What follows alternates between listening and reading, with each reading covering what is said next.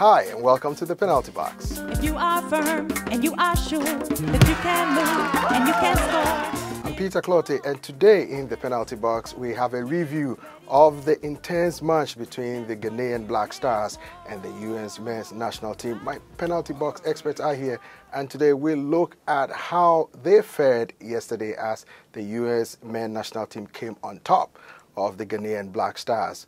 They didn't shine too well last night. Well, Penalty Box expert, what do you think? It was an exhilarating match. You had everything in it. The weather was affecting both teams, but they played extremely well. What say you? Might have affected all the hamstrings that got injured in that game last night. That was the word of the night. Despite the fact that the U.S. won, which puts them in great position in the group, the health of that team is really something that is going to be a factor down the road. I mean, who knows if Altidore is going to be able to come back and be fully healthy, and they need him. No one else can really play that position. Johansson didn't play it that well last night after he came in as a substitution.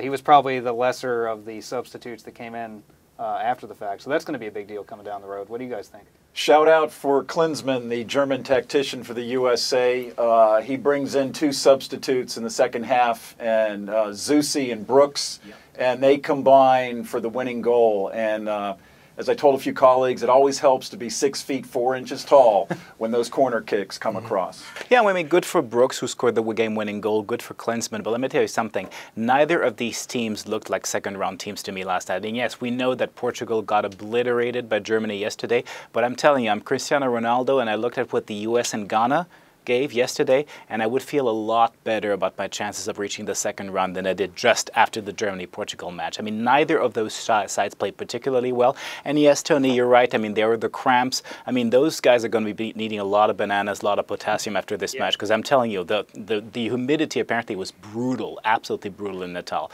But going to be worse. You know, the Americans scored an early goal. They basically sat back. They had some awkward, spent 80 minutes, you know, trying to do some awkward clearances. Ghana had a ton of opportunities. It just kept sending a lot of long balls forward, trying to catch the Americans napping. They almost did a couple of times, you know. That early goal by Dempsey, I think it was like within the first 30 seconds of the match. I thought the Ghanaian defense was kind of asleep when he scored. Well, I think what they did was to take the U.S. Striking force lightly. If you saw that through the entire match, they took them for granted. You don't do that at the height of the World Cup. You just don't do that. If you do that, you'll be punished. And they were punished.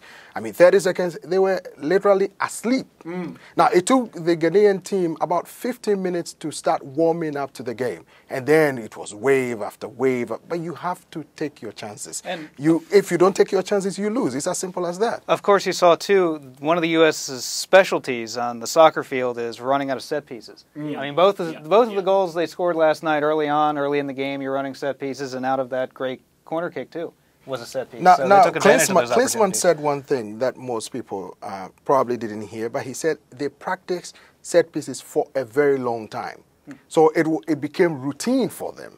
Now, when it becomes routine for you, you can just score. I mean, you can have your eyes closed and score because it's part of it. Yeah, but Peter, a big part of the game is defending as well. And you could pretty much see from the beginning of the game, let me be honest, I'm going to speak for myself, but I didn't think it was going to be a clean sheet for the U.S. at all. I mean, you could see Asamoah especially giving on the near side as the Ghanaians were moving right to left on our screen, giving the American defense a ton of trouble. Of course, there was that glorious combination that led to the Ghanaian goal in the 82nd minute, you know, the little back heel kick by John there. I mean, honestly, if the Ghanaians had played that game, I played that way the entire match instead of, you know, trying to sense a couple of long balls forward, trying to catch the Americans napping, which they very nearly did, to their credit. You know, they might very well have won that match. And when IU scored, I really thought the whole complexion of the game had changed. I thought the Black Stars were going to score a second goal after that.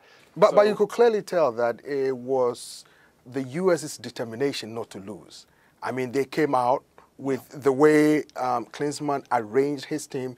He knew the Ghanaians would be coming at them wave after wave. So he said, Well, why don't you catch them while they are asleep? Why don't you use the set pieces and just win the game? And that is what he admitted that he was a bit nervous. But hey, who wouldn't be nervous when a team is coming at you 90 minutes of the game? And they used the fresh legs that they could when they could. Yes, that was a very, very good use of substitution. I'm with you guys on that. Absolutely. And a quick look ahead, Ghana now goes against the German machine, while the USA, I think, will be facing a weakened Portugal. Pepe's out with a red card, and they don't look very good at this point. They don't look very good, but the question is, are they facing a wounded lion also? And I mean, are they going to be fighting a demoralized Portuguese team, or a team that is going to want to show its fans it can play substantially better than it did yesterday? Well, you can't take any game for granted at the World Cup. Folks, thank you for coming. This is about all time will permit us for today. I'm Peter Clotty. Bye for now. Dribble, kick it, dribble, kick it, dribble.